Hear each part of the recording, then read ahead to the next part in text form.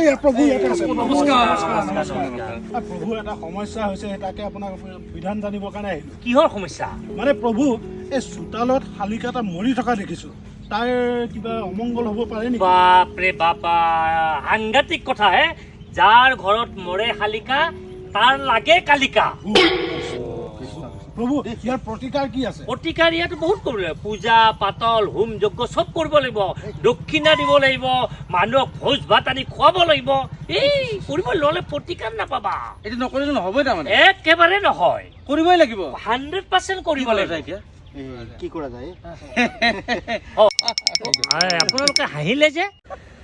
তাকেইতো আপোনাক হাঁহাৰ কাৰণটো কৈ আছো। একচুৱেলি শালিকাটো আপোনাৰ চোতালতে মৰি আছিলে। সেইটো শালিকা নহয়, সেইটো শালিকি।